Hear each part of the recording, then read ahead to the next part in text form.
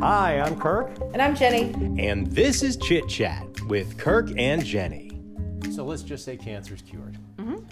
We're able to go to the board of directors and recommend that that particular fund that was originally set up for curing cancer be redirected. Exactly. Again, knowing the donor's intention, that's really our whole goal, is to capture the donor intention, to commit that to what assets are available to be able to target different issues that are important in the community that are in line with what the donor intended to do in the first place. And what's interesting about this is that this happens whether this is a living donor, right? Because, we do set up funds for living donors. Absolutely. Aside from the estate plans like you and I are talking about now.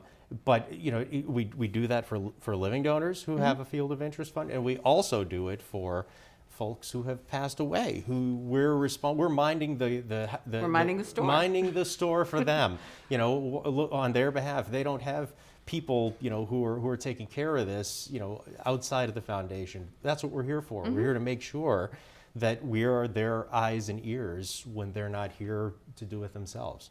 Well, and that's the whole point of having a foundation be your steward for your philanthropy, because these funds are permanent, because this is a permanent thing. It's not going anywhere. This is forever. Life will change. I mean, 5 years ago, did we ever know that we'd be in the middle of a pandemic and wearing masks while we're doing these things?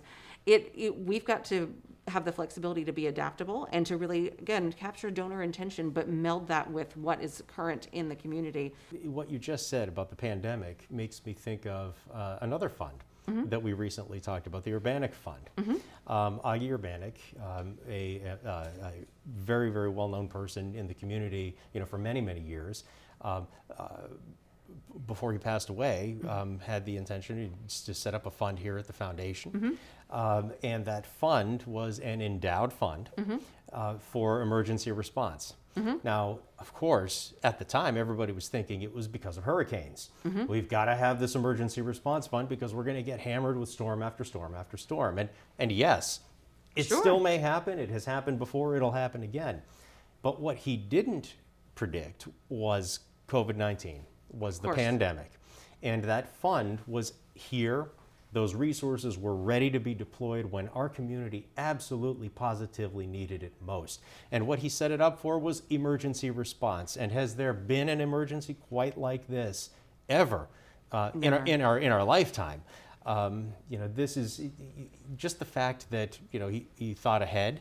And even though he's not here to see it, his family is able to see it, and the community knows that he, and through us and our fund that has his name on it, that he is involved and has been a part of the response that's changing lives and helping people through this. Absolutely. We're still speaking of him in present tense. I mean, he passed years ago, but his philanthropy is still very much an active participant in the community. And without his foresight to create something for emergency response, think of all the things that we wouldn't have been able to support in this community that needed it so badly this last year.